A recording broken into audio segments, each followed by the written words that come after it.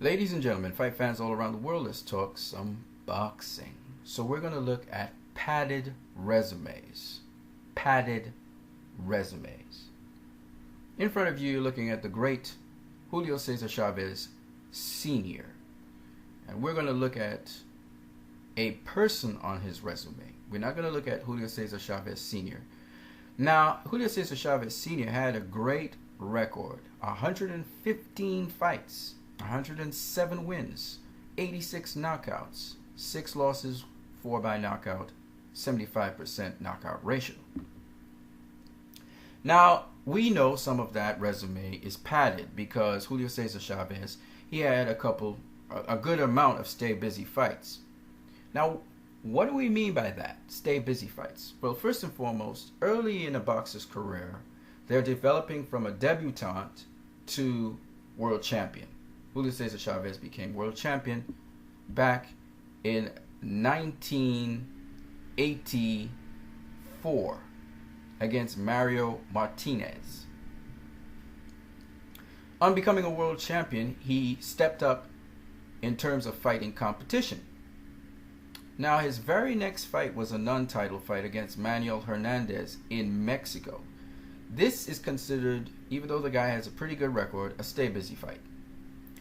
He then goes on to fight and defend his title against Ruben Castillo, Roger Mayweather, the Black Mamba, Dwight Pratchett, okay? And then he has 2 other stay busy fights, one against Jeff Bumpus and another against Roberto Collins Lindo, who you can see he has more losses than wins on his record. Definitely a bum, all right? He then goes on to fight and defend his title against a journeyman, but again, this guy had to stand in line to get the defense, so that's credible. And again, Refugio Rojas is a credible opponent because once you're doing a title defense against these guys, they're credible opponents. When you don't see a title defense, that's a problem. Like Nicky Perez. He has a lot of wins. His record looks pretty good. Okay, he's a journeyman, sort of, maybe. He's from Baja California, though. And he was knocked out in 3 rounds. So really, what is his record saying? Is his record inflated?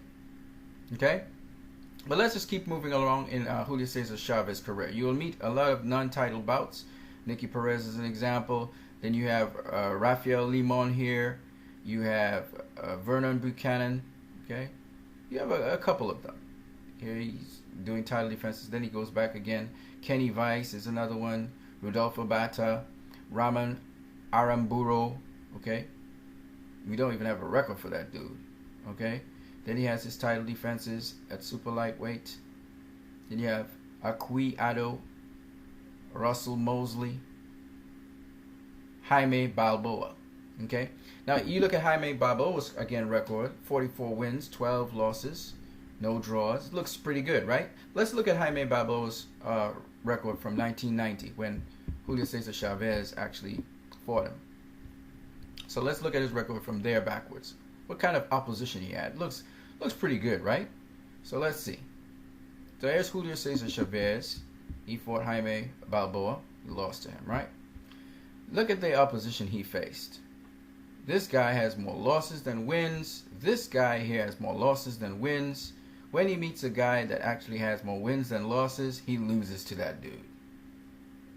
He loses to this dude. He loses to Meldrick Taylor by knockout. So this tells me almost immediately, and if I just scroll down, look at more of his record and his wins and so on, look at the guys. They have more losses than wins. Or they're debutantes. Look at it. Look at this guy. Look at this guy. Look at this guy. Look at this guy. Look. This guy doesn't even have a record. He loses to a journeyman. He loses to anybody who's relatively good. This guy, okay, he beat this guy. I don't even know if his record's padded. So it's clear that this guy, Jaime Balboa, has a padded record. He lost to Freddie Roach, for Christ's sake. Look at that. He lost to Freddie Roach. So this guy's record is padded. Okay? Jaime Balboa.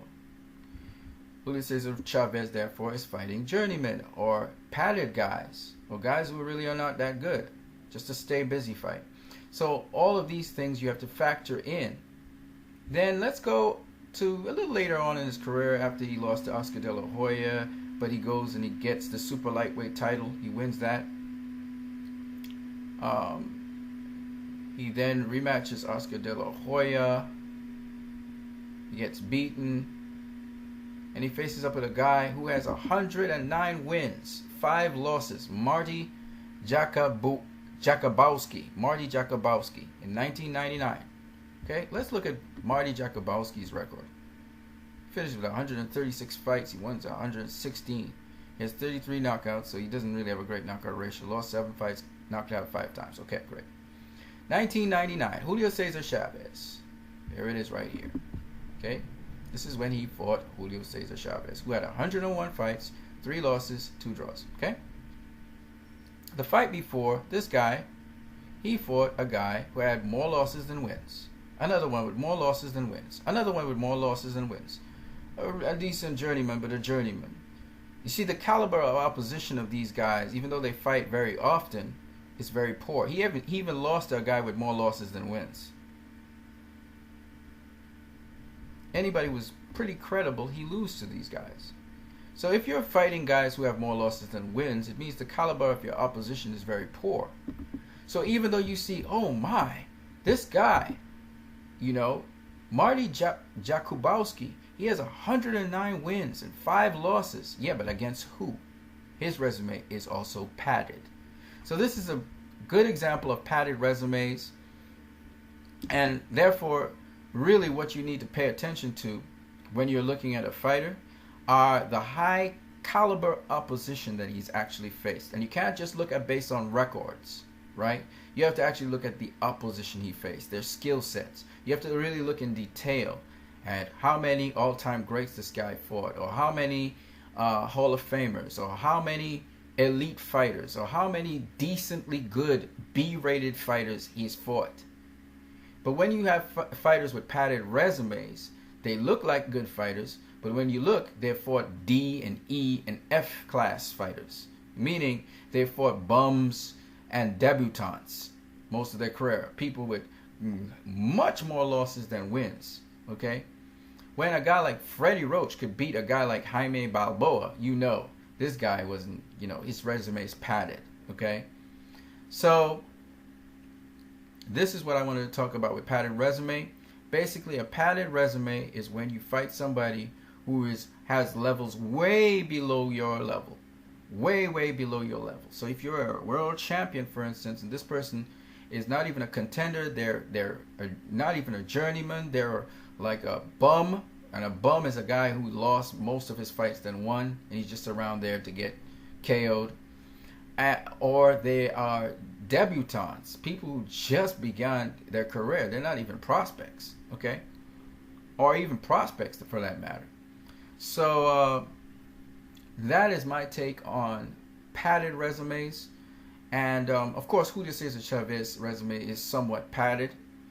He's still looked at as a Mexican great, all-time great actually. But I just wanted to mention guys with resumes that really, they're actually bums, but their resumes look great, like Marty Jakubowski and Jaime Balboa. All right, you guys, you have a great one.